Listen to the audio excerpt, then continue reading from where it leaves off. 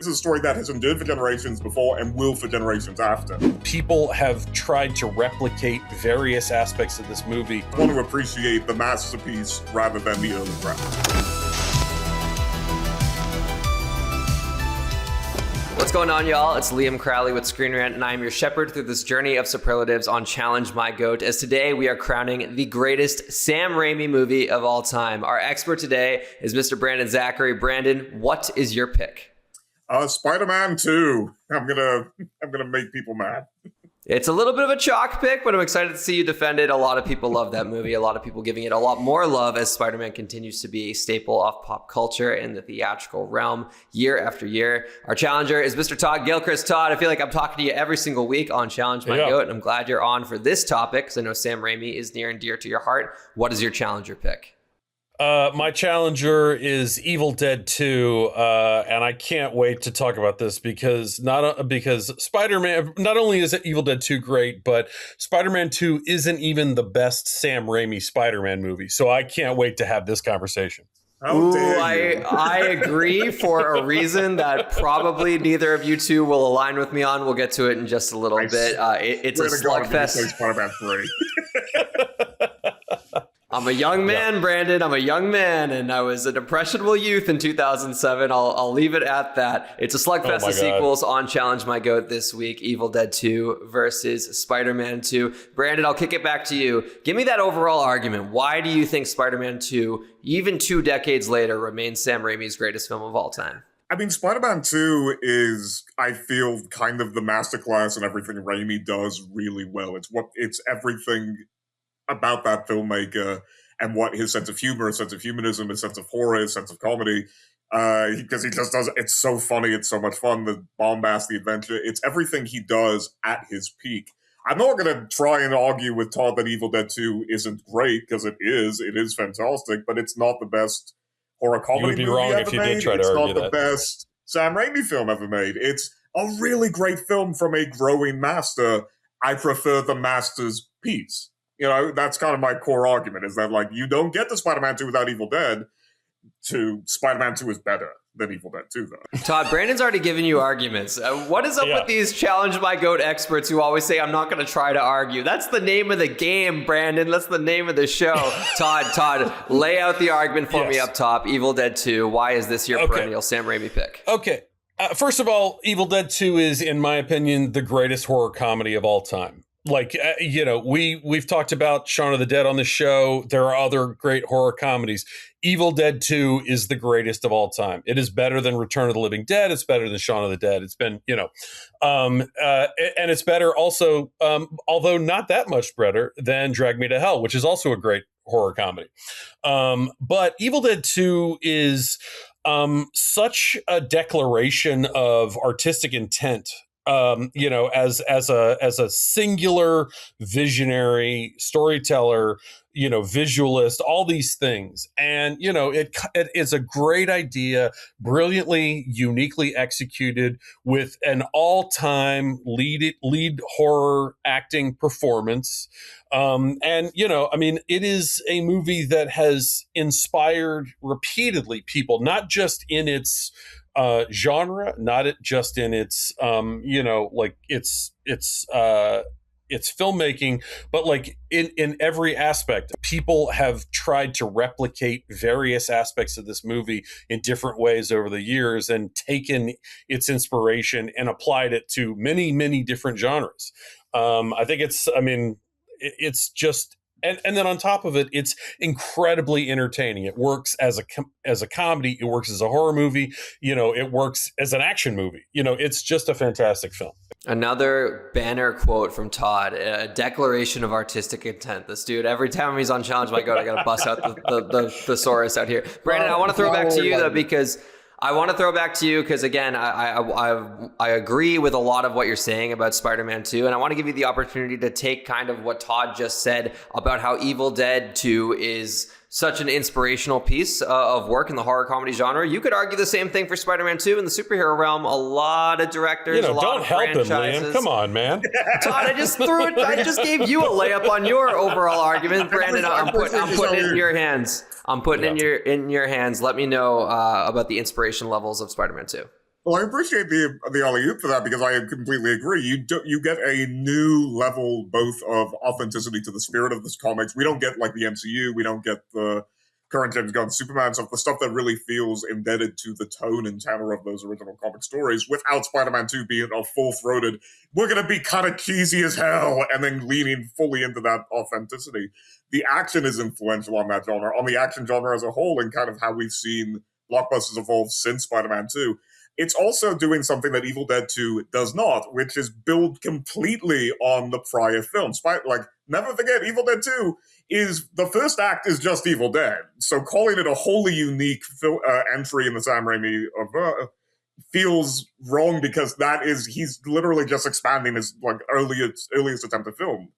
Spider-Man 2 takes everything that worked about the first film, tries to kind of smooth out the things that didn't, and builds on that sandbox. It is the best example of Sam Raimi as an evolving filmmaker taking what worked before and making it bigger and better and better and better. Evil Dead 2 does that too, but Spider-Man 2 is a better example of that. He grows so much just from sheer competency as a filmmaker. He has got 20 years of experience under his belt by the time he's on the Spider-Man films, and it shows.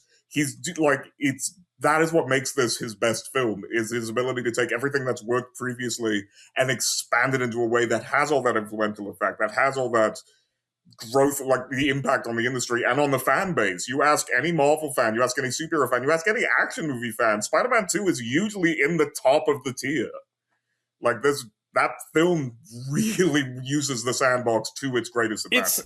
It's interesting to me that, the part of your argument is that the Evil Dead 2 is not original because it is very much, and I would say even more than you're saying, I think that is in a lot of ways a reimagining and a remake of the first film, which I think is just okay. But it's interesting that you make that claim while you're trying to defend a movie that absolutely in every single possible way would not exist without Spider-Man 1, which is, Liam, I'm sorry to say, is my pick for the best Sam Raimi Spider-Man movie. And in fact, Spider-Man, the original Spider-Man is one of my all-time favorite superhero movies. We got the whole trilogy represented on this show, then, if that's the case. I think there are a lot of aspects of Spider-Man 2 that are really terrific. But, I remember going to see this movie the first time I saw it, and these are issues that have only sort of increased over the years, which is that, Spider-Man 2 is a terrific movie, but it's also too long. It's got one sequence. If I never see that sequence where the girl offers Peter a piece of chocolate cake ever again, I'll be much happier. However, the other thing about that movie is you have this incredible set piece in the movie where Peter and Mary Jane are meeting and they're talking, and Doc Ock shows up and throws a car through the front of this coffee shop. That scene makes no sense whatsoever, because the idea before it is that Doc Ock is supposed to go to him and go, oh, we'll talk to Peter Parker, and that's how I'll find Spider-Man. So his goal is to kill Peter Parker and Mary Jane as a way to find Spider-Man. It's the stupidest, nonsensical thing. Now, at the same time, it makes a great hook for a trailer, which is what it was a big part of. But that, to me, is evidence of the film's comparative lack of cohesion, whereas by comparison, when you look at Evil Dead 2, you have a film where, even as wild as it goes, as crazy it goes to medieval times at the end of it. All that stuff to me works brilliantly because it creates a core mythology, which this book, the reading of the Deadites, everything else, it all is of a piece. And to me, that makes Evil Dead 2 not just more entertaining to me, but it makes it a more cohesive vision than Spider-Man 2. Brandon, I saw you leaning forward a couple times there. I know you got something to say. Yeah, so firstly, just to get the two scenes out of the way. Firstly, about the chocolate cake, do you hate joy?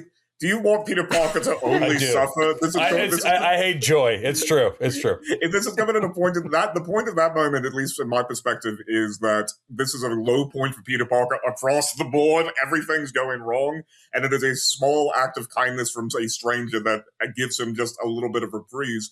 The sort of thing he does every day as Spider-Man. It serves as kind of a thematic beat of, it's nice to have that little act of just having a friend die for a second.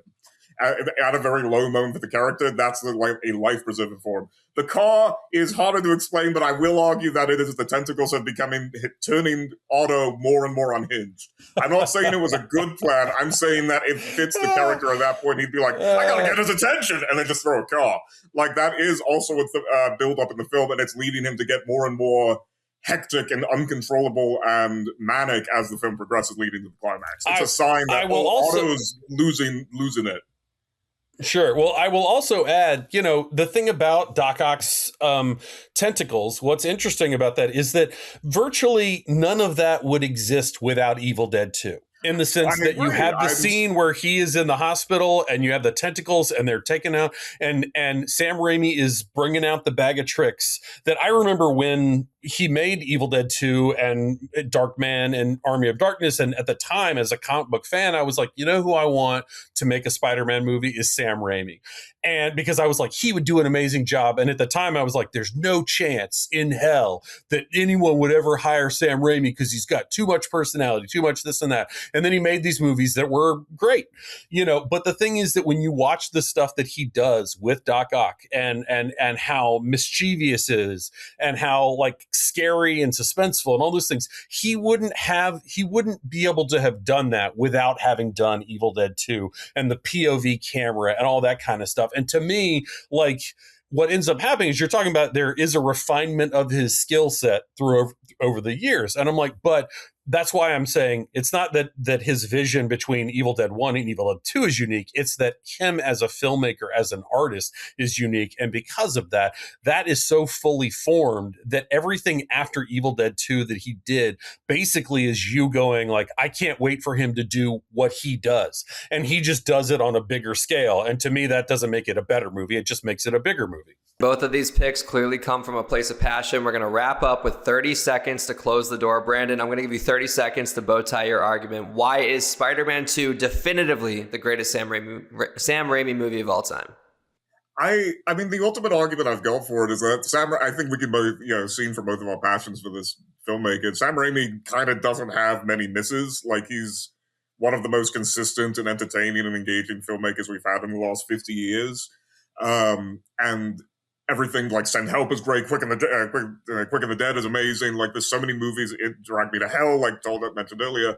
Spider-Man 2, I feel, is what happens when you give Raimi not just the biggest budget possible and the biggest sandbox possible, but when you give him the biggest mythology possible. This is him taking his unique talents as a director, as a filmmaker, as a creative, and using it to turn one of our modern mythologies into not only his own, but something so enduring that it impacts an entire genre and an entire an audience. I ended up giving Brandon like 45 seconds there. Yeah. I got to cut you off, Brandon. So Todd, we're throwing it back to you to wrap up with 45 seconds. Sam Raimi, not many misses, but Doctor Strange 2 did come out 4 years ago now. Anyways, Todd, wrap it up for me. Why is Evil Dead 2 definitively the greatest Sam Raimi of all time? I mean, because it is the movie that best encapsulates every one of his skill sets as a storyteller, as a director, as a world builder. He is a genius, and there is this beautiful, so thrilling combination in his work of all these sort of impish impulses and undeniable creativity and sensitivity. And I think that it all comes together and unites in Evil Dead 2 in a way that is like this beautiful, bright, burning sun that all of the rest of his movies are drawing their radiation, their energy from. And that's why it's the greatest movie that he ever made. Todd and Brandon, once again, thank you so much for joining us. To our producer, John, behind the scenes, thanks for steering the ship. Thanks for a great argument. Thanks to everyone for tuning in. We'll see you next week.